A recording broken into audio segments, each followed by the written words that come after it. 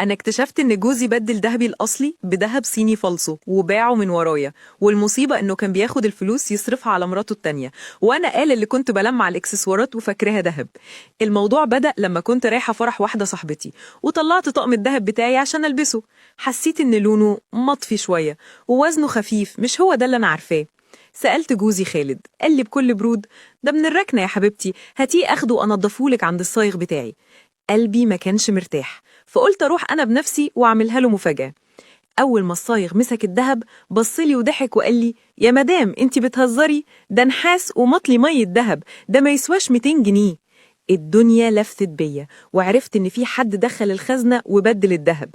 رحت البيت وفتحت الخزنة بتاعته ولقيت فاتورة من محل دهب تاني خالص باسم خالد، ومكتوب فيها بيع غوايش وطقم كامل بنفس مواصفات دهبي.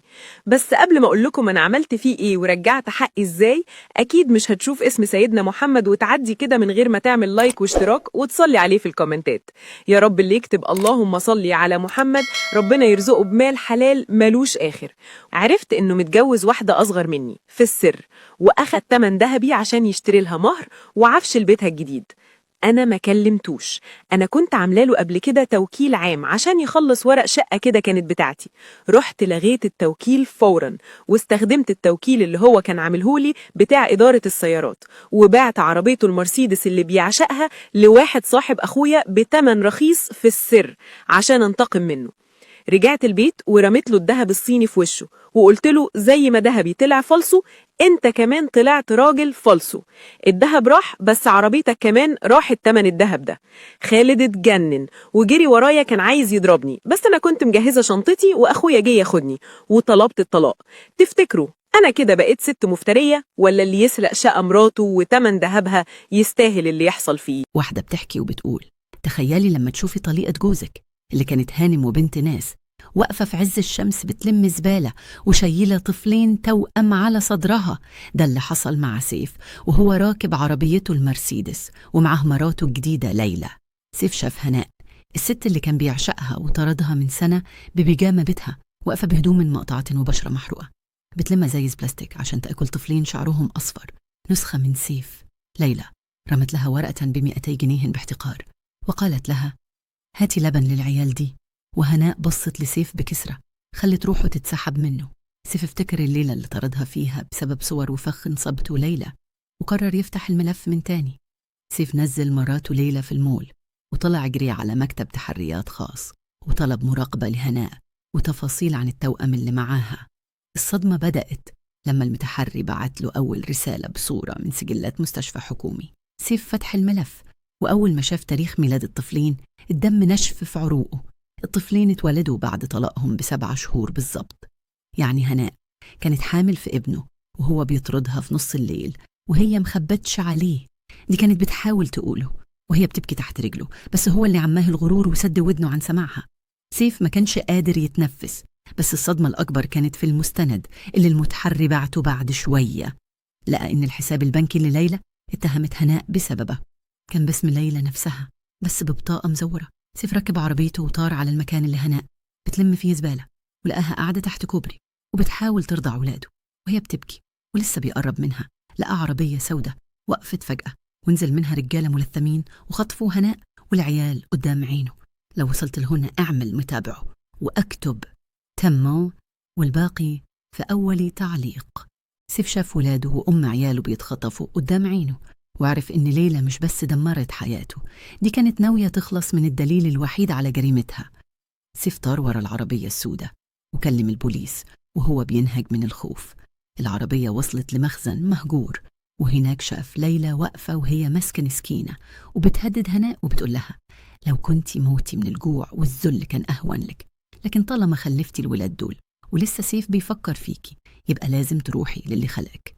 في اللحظة دي سيف هجم عليهم ومعاه البوليس، وليلى وقعت من طولها لما شافت سيف وهو بيشيل هناء والولاد من الأرض وبيعيط زي الطفل وهو بيطلب السماح.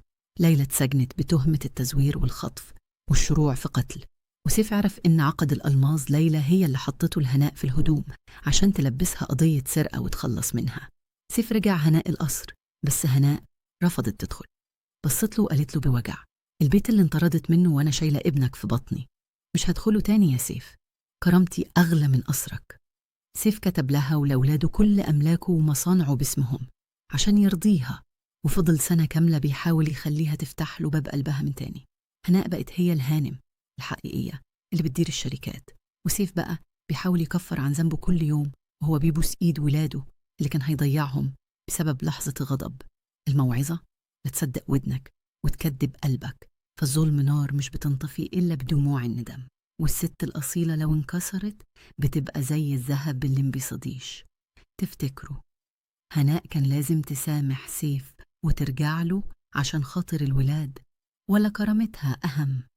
لو وصلتوا لهنا اعمل متابعة واكتب تم، والباقي في أول تعليق. تخيلي لما الست اللي شغالة عندك بقالها 8 سنين قبل ما تمشي من البيت بلحظة ترجع لك كل قرش أخدته منك وتقولك أنا مش قادرة أكمل معاكي، والبيت ده فيه السر اللي يهد حياتك. ده اللي حصل معايا بالظبط لما الخدامة همست في ودني وقالت لي شوفي الضرفة اللي ورا بدل حازم جوزك في الدولاب يا هانم. رحت للضرفة اللي حازم دايما بيحذرني أقرب منها، وبمجرد ما دوست على سوستة خفية اللوح الخشبي يتحرك، ووقعت في حضني شنطة جلد سودة. فتحتها ولقيت جواها موبايل.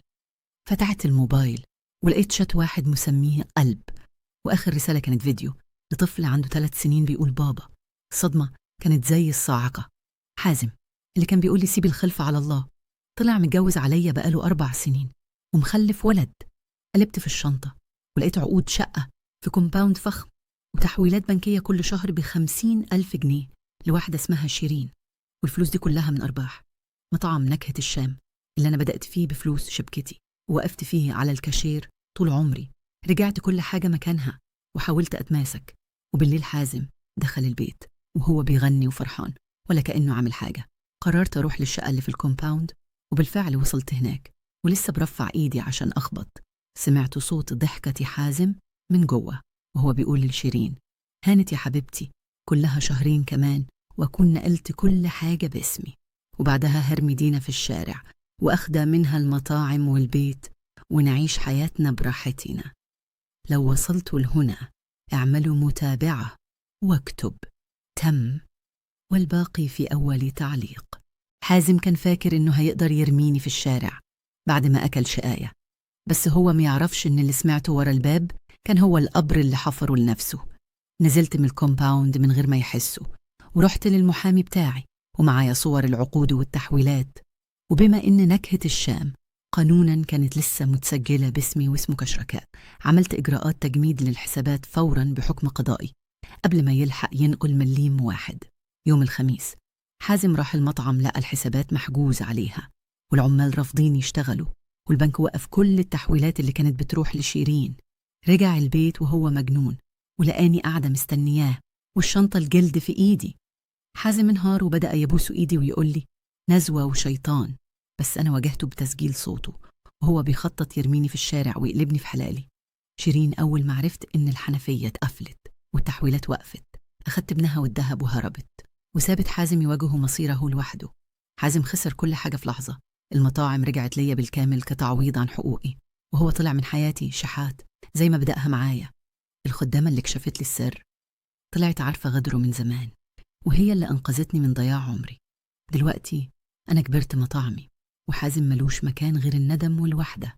الموعظة اللي يبني سعادته على كسر خاطر اللي سندته ربنا بيهد معبده فوق دماغه في ليلة وضخاها.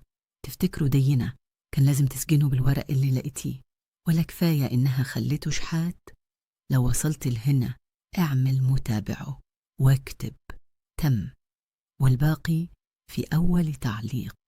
حماتي تعبانه جدا ومحتاجه لزرع كليه، وبعد التحاليل والفحوصات طلعت انا واختي متوافقين للتبرع بالكليه. فجوزي جالي وقال لي ايه رايك تتبرعي بواحده من كليتك لامي؟ فرديت وقلت له انا ما اقدرش اتنازل عن حاجه ربنا اعطاها لي، وكمان انا عندي عيال ومحتاجين ليا وصحتي. وبعدين تعالى هنا، ما اختك هي كمان الكليه بتاعتها مطابقه زي بالظبط، ما تروح تقول لها على الاقل دي مامتها وهي اولى بيها. فرد وقال لي مستحيل، انا اختي لسه صغيره وعندها 23 سنه بس، يعني ما لحقتش لحقتش لسه تعيش حياتها. فقمت قايله له وانا كمان لسه صغيره وعيالي محتاجين ليا. المهم ان بعد نقاش وكلام كتير جه في الاخر وقال لي خلاص يا بنت الناس، كفايه قوي لحد كده، وكل واحد منا يروح لحاله عشان انتي اثبتي لي انك مش زوجه اصيله. المهم بقى دلوقتي ان انا محطوطه ما بين نارين ومش عارفه اعمل ايه، اتبرع بواحده من كليتي لحماتي علشان خاطر احافظ على بيتي وولادي، ولا افضل مصممه على الرفض واتطلق وامري لله. واحدة بتحكي وبتقول: من يوم ما سكنت في شقتي الجديدة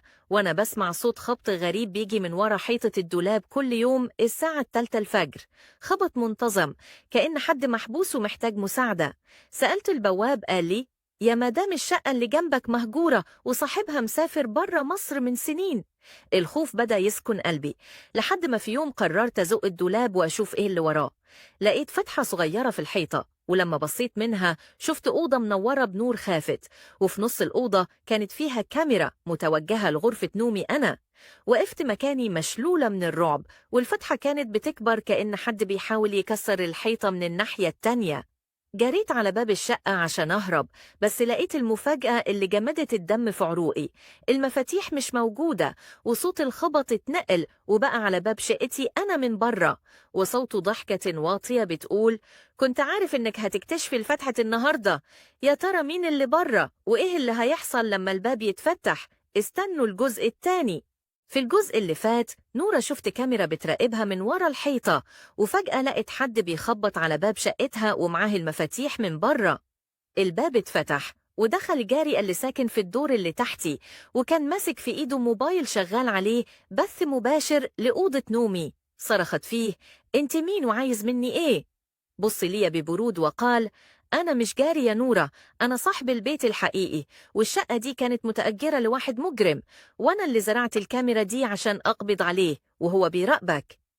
ثواني والشرطة كانت في المكان، وطلع إن البواب اللي قال لي الشقة مهجورة هو اللي كان بيراقبني وبيدخل الشقة من ورايا عشان يصورني ويبتزني.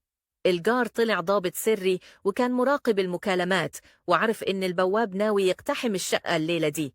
الخبط اللي كنت بسمعه كان صوت جهاز تسجيل البواب حطه عشان يشغلني وأنا نايمة. خرجت من الشقة وأنا مش مصدقة إن اللي كنت بشتكي له هو اللي كان بيخطط لإذيتي. اتعلمت إن مش كل حد بيبين الود بيبقى صافي من جوه، وإن الحيطان فعلا ليها ودان وعيون. لو انتي مكاني كنتي هتحسي بالأمان بعد ما عرفتي إن في كاميرا في أوضتك حتى لو عشان تحميكي؟ لو عجبتك قصة نورة والحيطة اللي بتراقبها، اعمل لايك واشتراك عشان يوصلك كل يوم حكاية جديدة ترعبك. واحدة بتحكي وبتقول: من شهر تقريبا بدأت ألاحظ إن في حاجات غريبة بتحصل في شقتي. أصحى الصبح ألاقي كرسي السفرة متحرك من مكانه، أو ريحة بخور غريبة مالية الصالة وأنا أصلاً ما بخرتش. كنت بقول لنفسي ده خيال، لحد ما في يوم قررت أحط كاميرا صغيرة في الصالة وأنا نايمة. تاني يوم الصبح فتحت الفيديو وأنا إيدي بتترعش. شفت باب المطبخ بيتفتح بالراحة وخرج منه شخص لابس هدوم سوداء ومغطي وشه تماماً. الشخص ده ما كانش بيسرع، ده كان بيتمشى في البيت كأنه صاحبه.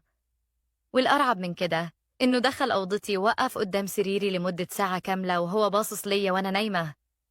جريت على المطبخ عشان أشوف هو بيدخل منين، ولقيت المفاجأة اللي وقفت قلبي.